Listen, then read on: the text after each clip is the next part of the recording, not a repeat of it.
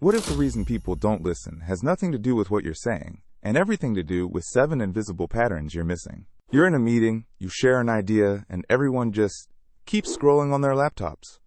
2 minutes later, someone else says basically the same thing, and suddenly it's genius. The difference isn't your intelligence or your ideas. Is that influential people trigger specific psychological switches in the first few seconds, and you're skipping them without realizing it. Trick number 1. The pause before you speak. Most people rush to fill silence because it feels awkward, but silence creates a vacuum that pulls attention toward you. Before you answer a question or make a point, take 2 full seconds. Look at the person. Breathe. Then speak. It feels like forever to you, but to them it signals that what comes next actually matters. Watch any TED Talk that went viral. The speaker pauses constantly. Those silences aren't hesitation.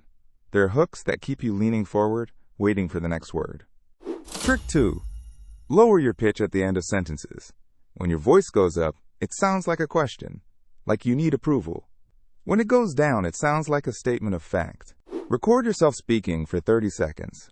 If every sentence sounds like a question, people subconsciously hear uncertainty, even if your words are confident. Trick 3. The callback.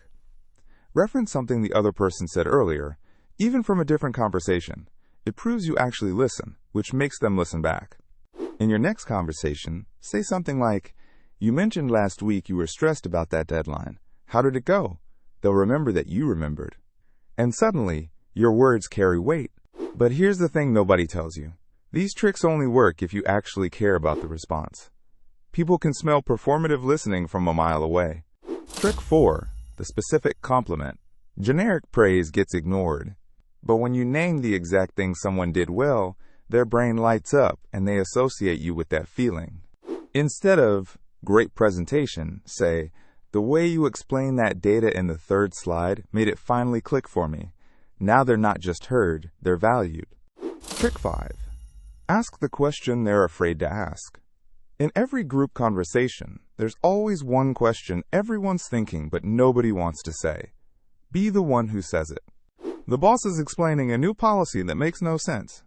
Everyone's nodding. You raise your hand and ask, "How does this actually work day to day?" Suddenly, you're the one everyone's looking at because you gave them permission to wonder. Trick 6. The reframe. When someone challenges you, don't defend. Reframe their objection as a strength. It shows you're listening at a level most people can't. They say your idea is too risky. You say, "You're right, there's risk," which is exactly why the upside is bigger than the safe options.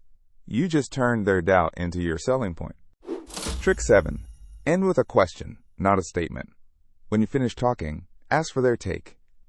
It shifts the dynamic from presentation to conversation, and people engage with conversations.